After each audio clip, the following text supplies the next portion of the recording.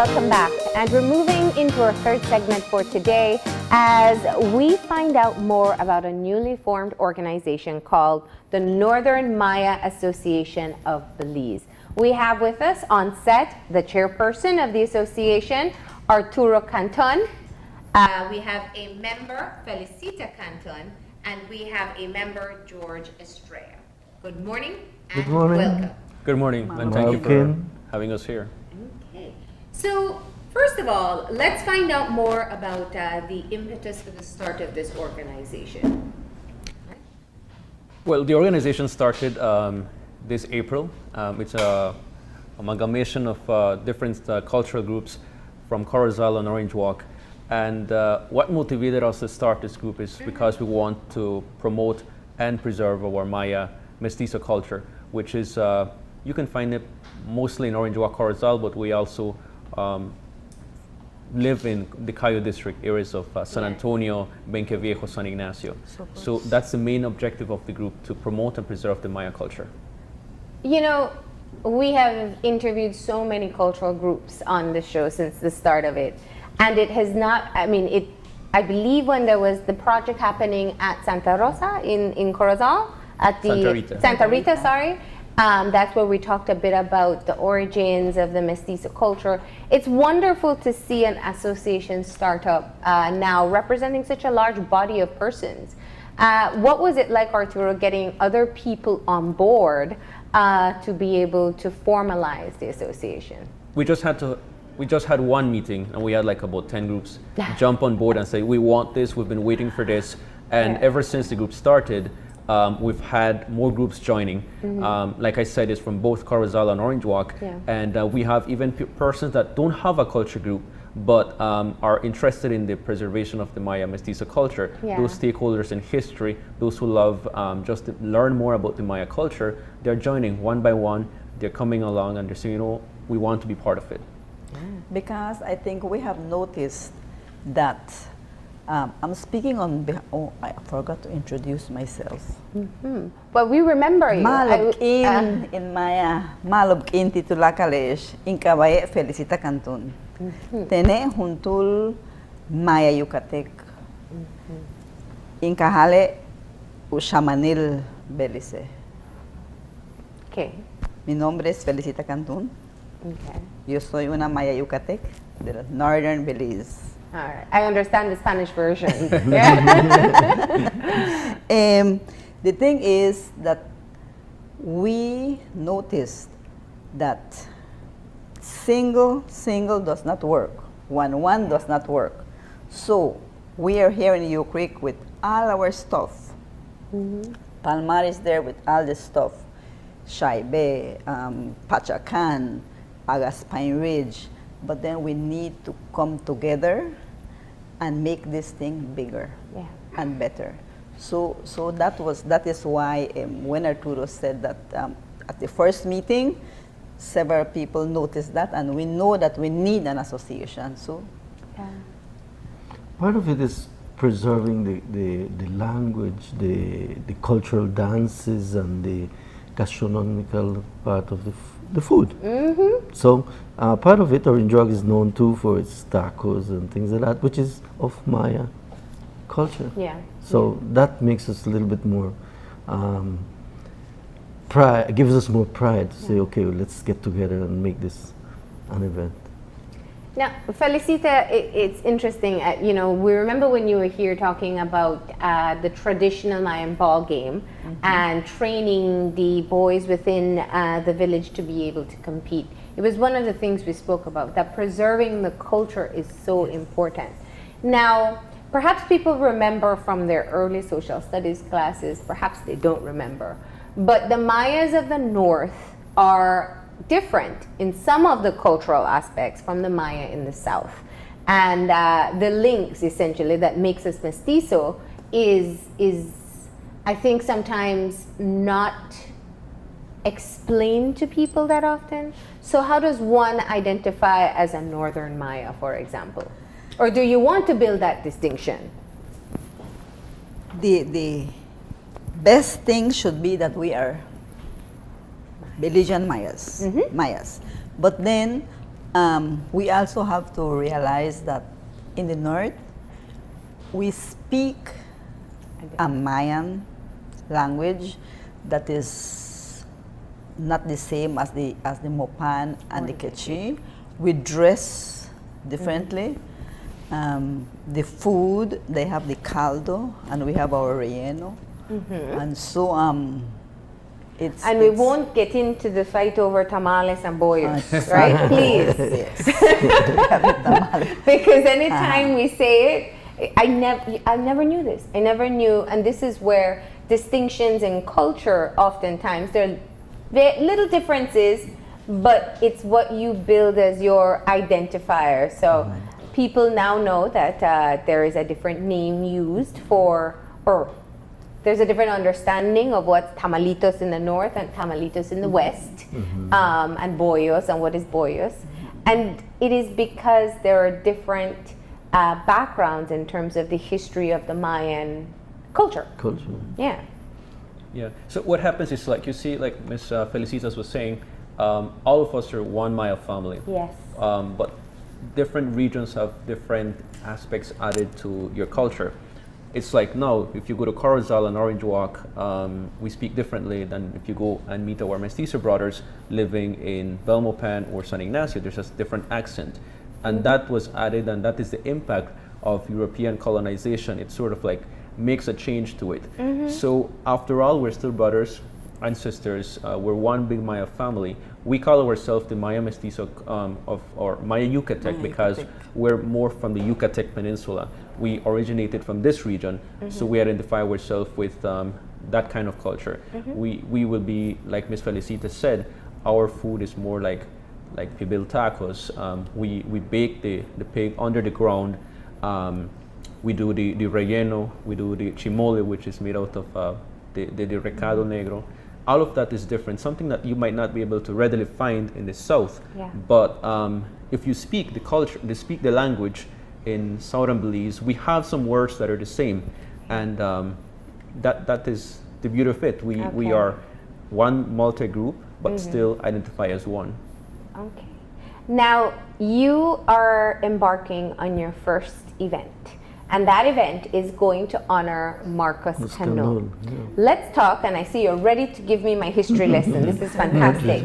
Tell us a bit about the significance of Marcos Canul to the Maya Mestizo culture.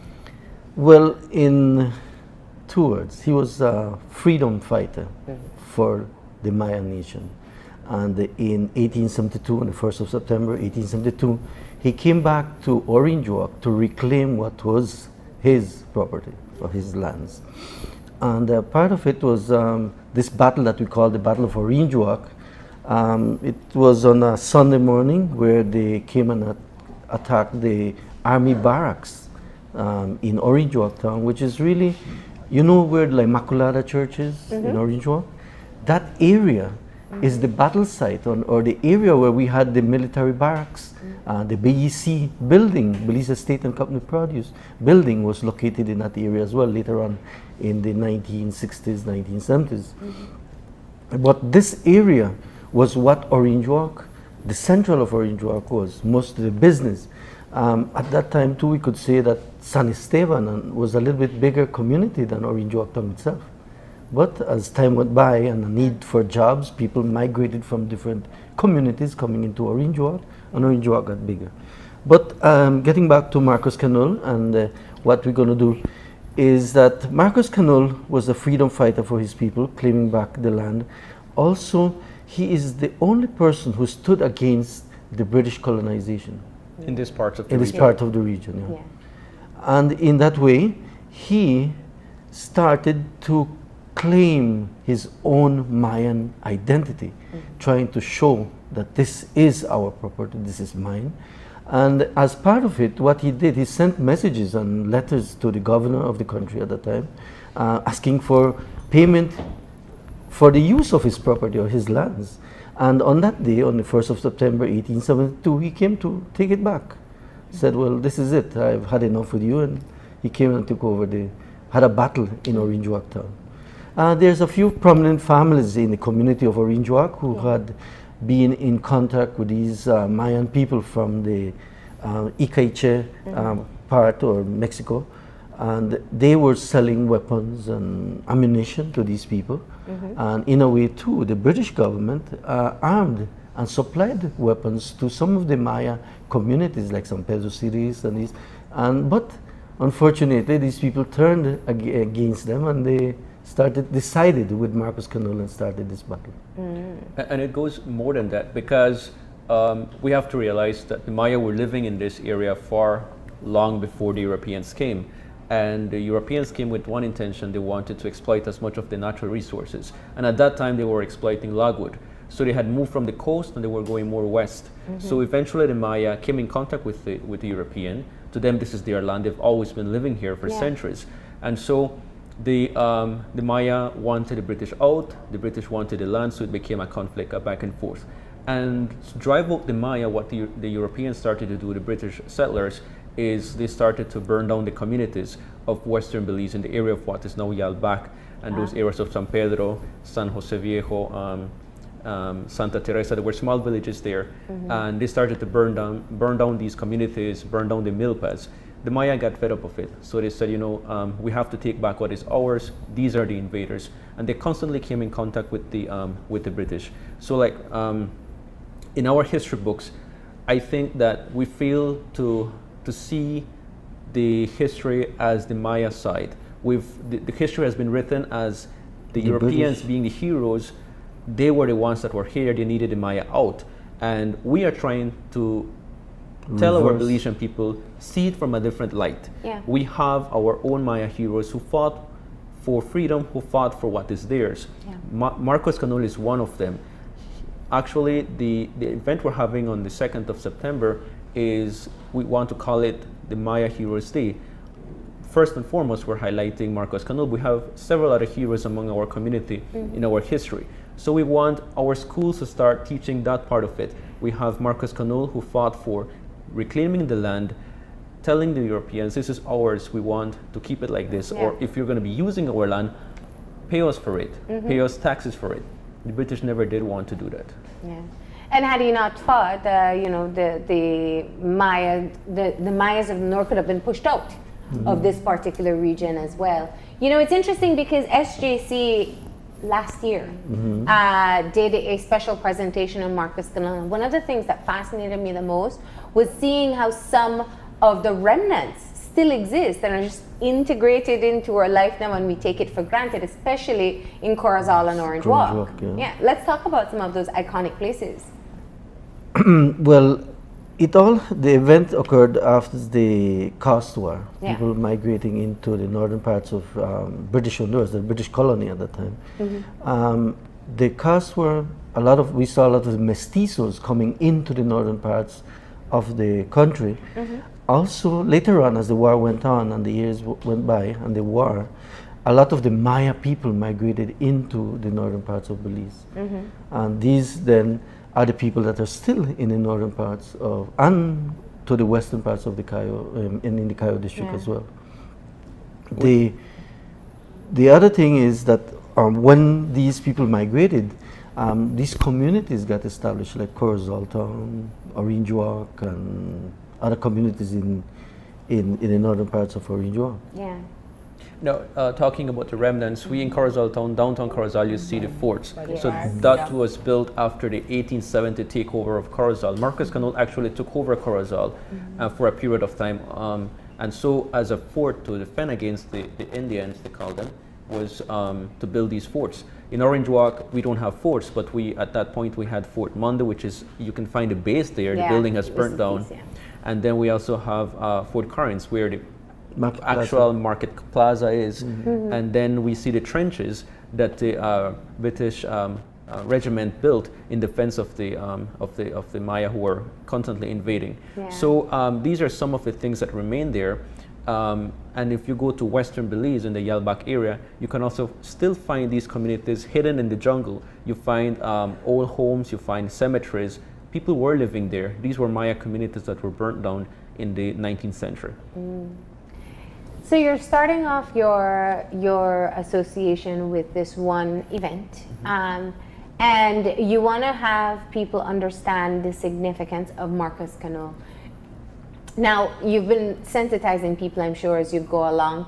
How well do you find that Maya mestizos know of Marcus Canul and recognize his contribution? Do we have significant progress, or do we have a long way to go? We have a long way to go. Yeah. I think they know the name because there's an area in Orange Walk called Marcus Canul. So at least they know that, okay, there is somebody by the name of Marcus Canul. But that they know exactly what Marcus Canul did, they know little. And it's just there's also a very small percentage of the population in Orange Walk that are against it because they feel that Marcus Canul was a thief. He was an invader. He was somebody who came in and took over what was not his. Because that was the European story that was told. Right. Right. So, but most of it, the majority of Orange Walkenios and Corazaleños accept that Marcus Canul is indeed a hero, and they're hungry to learn more of it. So here we are trying to fill that gap. Yeah. So I think this is very important because not even teachers know about this. So if the teachers do not know about this, how are they going to teach it to the children? Yeah. So it is what the Northern Maya Association is doing is going to help because we need to be aware, because what we know is what was written by people from outside. Yeah. So we are showing what it really is from inside. Now, I didn't get a chance to ask you, but what would you see, I'd imagine education is a part of it, to be your main objectives as a new organization representing the Northern Maya or the Maya Mestizos?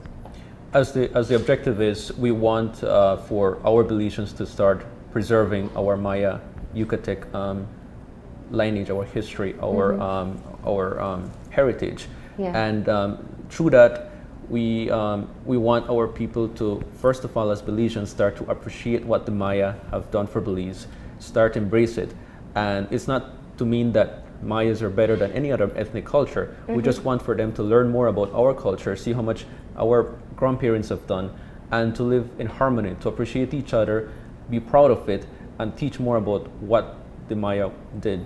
And we need to have an identity. Yes. Because if we do not know where we come from, well, we don't have an identity. So most of what belonged to us was just taken away, was just punished then. Children in school, speaking to the elderly, they said, but how could we have preserved this Mayan language? Because when we were in school and we were speaking in our language Maya, teacher used to beat us. And even the parents, they thought that speaking Maya is not good enough. It's better for their children to learn English. How prominent or is the Yucatec Maya language? Do you find? Not as much as, for example, in my community, just about 20% is really there. So the Poxical Maya, and we are doing a huge effort to bring it back. Yeah. We have our children every summer for 2 weeks, and we help them, and now for 2 consecutive years we have been taking it to Orange Walk. So in order to have more people, to give them the opportunity to attend, and it's going there, slow but going. Yeah.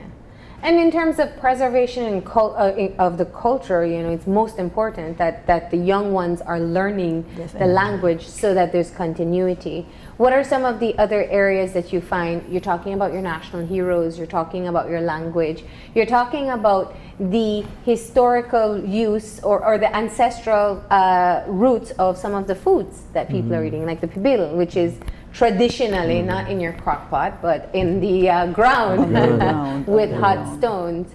So what are some of the other areas that you'd really like to tap into to help people understand where their links to their culture still exist today and where the roots come from? The association is made up of different groups, and Yeah. all of these groups have different areas where they have a strength. Yeah. For example, in the case of Mr.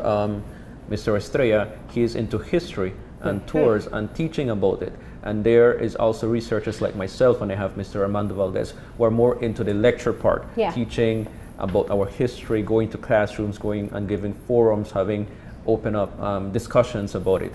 My aunt here, Miss Felicita, she's more into the dances, more into the music, and that's what she does. We have The dance. Yes, we have the dances. Yeah. we have Miss Loyola Castillo. She's more into the preservation of the food.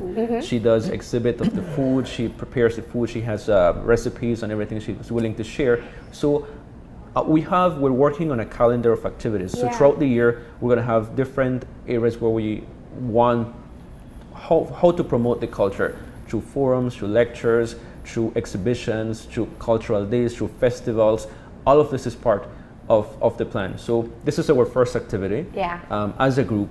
Following this, we might be doing something in Corozal because we have a big group from Corozal who've also joined the association. So we want to give both Orange Walk and Corozal enough spotlight and show what we have to offer.